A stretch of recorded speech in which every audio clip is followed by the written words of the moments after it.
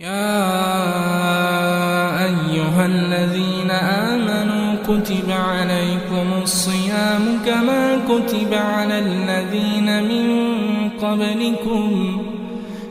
عليكم الصيام كما كتب على الذين من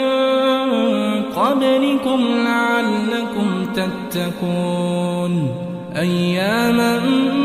معدودات فمن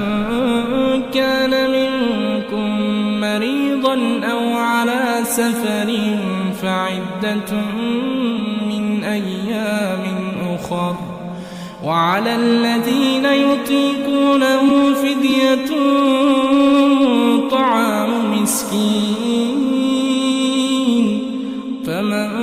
تطوع خيرا فهو خير له وأن تصوموا خير لكم إن كنتم تعلمون شهر رمضان الذي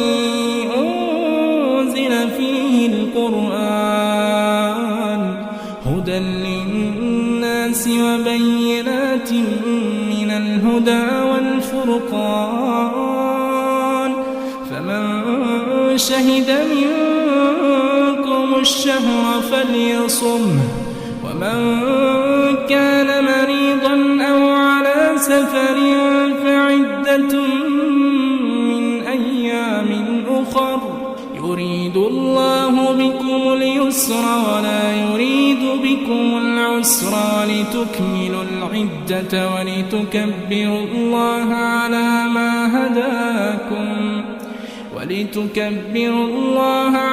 ما هداكم ولعلكم تشكرون